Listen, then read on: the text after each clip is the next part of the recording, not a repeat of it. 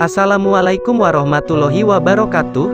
Ikhwan fillah yang dirahmati Allah, apakah kalian tahu mengenai fenomena yang lagi viral saat ini, yaitu Pondok Pesantren Al-Zaitun?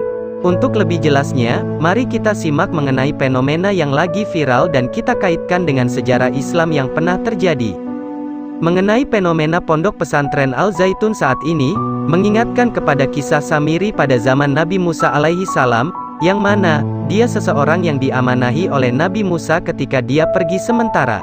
Pada waktu itu, Samiri bukan menjaga amanah dari Nabi Musa alaihi salam, melainkan malah ia membelokkan akidahnya menjadi penyembah berhala. Pertanyaannya, apakah sosok Samiri orang bodoh? Oh tentu tidak. Kenapa Samiri bisa mempengaruhi pengikut Nabi Musa saat Nabi Musa pergi sementara? Alasannya, karena Samiri adalah sebagai tokoh yang punya pengaruh. Kalau kata orang Sunda mah, Samiri itu punya gelar kayak ustadz, atau ajengan, sehingga orang-orang percaya kepada Samiri. Begitu juga fenomena saat ini yang lagi viral, yaitu Pondok Pesantren Al-Zaitun yang dipimpin oleh Abu Toto atau Panji Gumilang saat ini. Kalau dilihat berdasarkan konten di YouTube mengenai sosok Panji Gumilang, mungkin terlihat nyeleneh kayak orang bodoh gak berpendidikan, seperti mengeluarkan fatwa atau aturan yang menimbulkan kontroversi di kalangan masyarakat, seperti, tak usah bilang amin ketika berdoa, akan tetapi harus mengucapkan alhamdulillah. Kemudian ketika sholat di barisan safnya ada perempuan, dan ada orang non-muslim yang lagi berdoa, dan masih banyak yang lainnya. Akan tetapi coba lihat riwayatnya, coba lihat pengaruhnya Panji Gumilang itu, ia lulusan Gontor, yang mana kita ketahui Gontor adalah salah satu pesantren terbesar dan terkenal di Indonesia.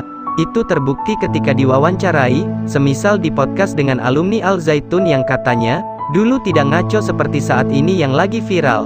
Hal ini bahwa di Al-Zaitun ternyata diajarkan kitab-kitab kuning dan lain-lain.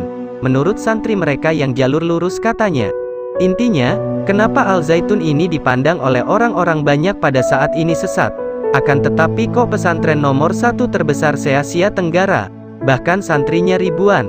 Sebagian orang tua santrinya juga banyak yang jadi pengikutnya katanya. Bahkan, ada dana-dana seperti infak, zakat, dan lainnya yang diselewengkan. Berarti, sosok Panji Gumilang ini bukan orang biasa, bukan kaleng-kaleng, akan tetapi, beliau tokoh besar yang berpengaruh, sehingga bisa mempengaruhi warga sekitar. Tapi sayangnya, dengan pengaruhnya, dengan ketokohannya, justru dia seperti Samiri dulu yang menyesatkan umat Nabi Musa, nauzubillah. Dan orang-orang seperti itulah sebenarnya yang merusak Islam. Syariat Islam yang lurus dibelokkan sehingga orang-orang jadi benci kepada syariat Islam. Padahal, bukan syariatnya yang salah, tapi penerapannya, pemeraktekannya yang salah. Contoh, hari ini dengan fenomena Al-Zaitun, orang-orang jadi takut dengan bayat, dengan infak, dan dengan negara yang berlandaskan Islam, karena isu yang berkembang Al-Zaitun dikaitkan dengan negara Islam, atau NII. Nah sebetulnya fenomena fitnah seperti ini, jauh-jauh dulu telah ada, karena untuk menghancurkan Islamian besar ini, ya hanya dengan memfitnah dan mengadu dombanya.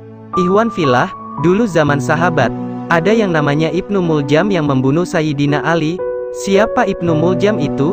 Dia adalah seorang sahabat, hafiz Quran, akan tetapi kenapa dia membunuh Sayyidina Ali?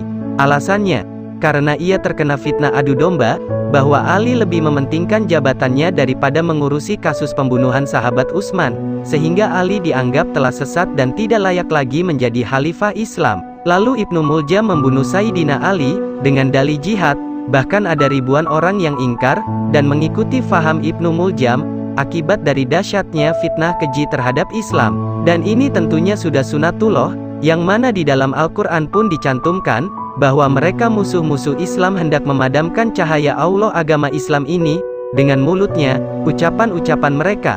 Tetapi yakinlah, Allah akan tetap menyempurnakan cahayanya walaupun orang kafir tidak menyukai dan membencinya. Terima kasih.